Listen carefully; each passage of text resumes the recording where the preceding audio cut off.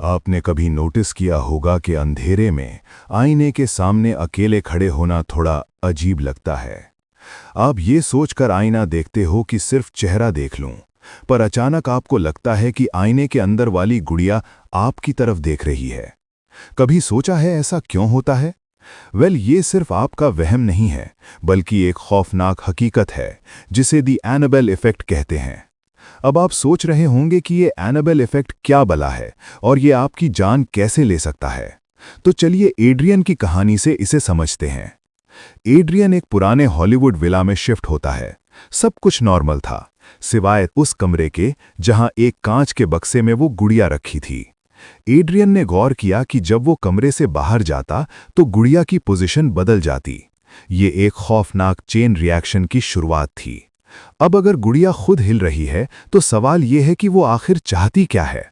इसका जवाब एड्रियन को तब मिला जब एक रात उसने गुड़िया को ड्राइंग रूम में सोफे पर बैठे देखा, जबकि उसने उसे खुद ताले के अंदर बंद किया था।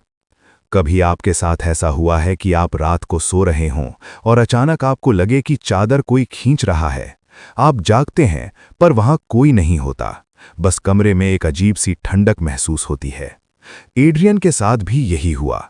उसे लगा कि वो गुड़िया अब सिर्फ एक खिलौना नहीं रही, बल्कि उसके अंदर कोई शैतानी ताकत जाग चुकी है। कल्पना कीजिए, एक अंधेरा कमरा, सिर्फ खिड़की से आती चांदनी और सन्नाटे में छोटे पैरों की चलने की आवाज। टप टप टप। उस धीमी आवाज ने एड्रियन की रूह कपा दी। इस शैतान को पुराने दस्तावेजों में द बीस्टली वेसल कहा गया है। ये वो ताकत है जो सीधे हमला नहीं करती, बल्कि पहले आपकी दिमागी हालत को कमजोर करती है। इसे एक मिसाल से समझते हैं। सोचिए, आप एक ऐसे खेल में हैं जहां नियम आपके दुश्मन ने बनाए हैं।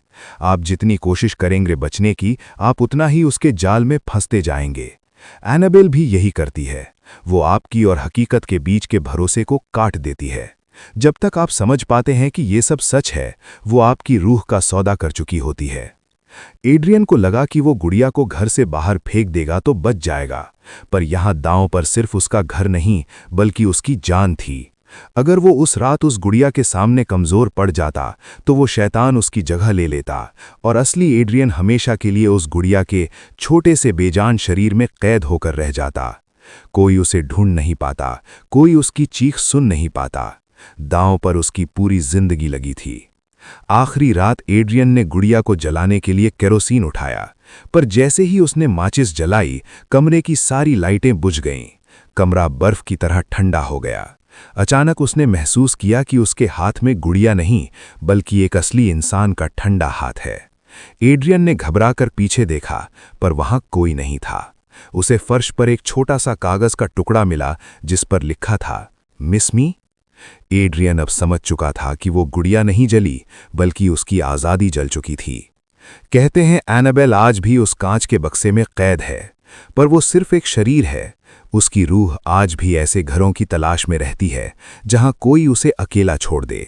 तो अगली बार जब आप अपनी अलमारी में किसी पुरानी गुड़िया को देखें और उसकी आंखें आपको अपनी तरफ मुड़ती हुई लगें, तो वहां से भाग जाना, क्योंकि शायद वो आपको अपना अगला घर बनाना चाहती है। अगर ये कहानी आपको पसंद आई तो कमेंट्स में लिख देना एनाबेल इज बैक और वीडियो को लाइक कर देना। मिलते हैं अगली खौफनाक कहानी में। बाय।